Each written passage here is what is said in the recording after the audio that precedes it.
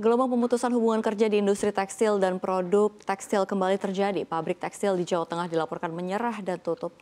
Hal itu disampaikan oleh Presiden Konfederasi Serikat Pekerja Nusantara atau KSPN Ristadi. Menurutnya penurunan order secara bertahap hingga sama sekali tak ada lagi orderan membuat perusahaan tersebut menutup pabriknya. Tutupnya pabrik Dupantex menambah daftar pabrik tekstil yang tutup sejak awal tahun 2024. Setidaknya sudah ada 6 pabrik tekstil yang tutup hingga menyebabkan ribuan pekerja kehilangan pekerjaan yang jadi sumber pendapatannya. Angka itu baru mencakup PHK di pabrik-pabrik tempat anggota KSPN bekerja, sementara serikat pekerja lain mencatat kondisi yang tak jauh berbeda. PHK yang jumlahnya hampir sama dan tidak semua perusahaan melaporkan PHK-nya ke Dinas Ketenagakerjaan setempat.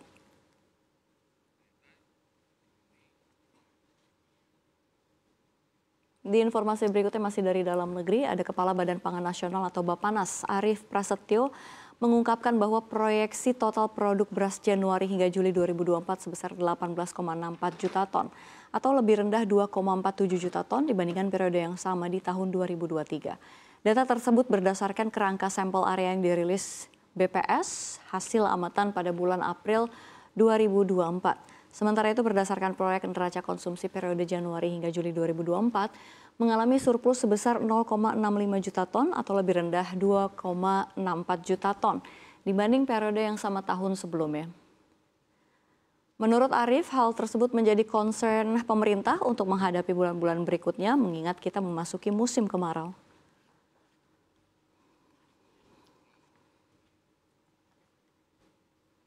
Di informasi berikutnya, Komite Nasional Keselamatan Transportasi atau KNKT menyoroti aspek keselamatan di Tol Cilenyi-Sumedang-Dauan atau Cisumdau. Salah satu yang disorot KNKT adalah terowongan kembar atau Twin Tunnel. KNKT memandang perlu dibuatkan emergency response plan, kesigapan tanggap darurat bencana. Hal ini diperlukan terkait bagaimana pola pemeriksaan terowongan ketika terjadi gempa, pergeseran permukaan tanah, tertabrakan kendaraan, bagaimana pola MRLL ketika terjadi kecelakaan. Mengutip keterangan di website Badan Pengatur Jalan Tol BPJT, terowongan kembar tol Cisumdau dilengkapi dengan beragam komponen keselamatan yang berfungsi sebagai penolong dan membantu pengendara saat keadaan darurat seperti gempa bumi dan kebakaran. Mulai dari komponen generator darurat, yang merupakan sistem generator cadangan beroperasi saat jaringan listrik gagal mengirimkan listrik.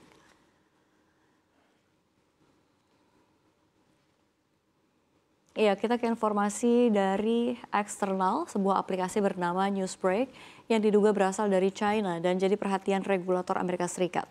Namun pihak perusahaan tiba-tiba membantah informasi tersebut dan mengklaim sebagai aplikasi asli Amerika.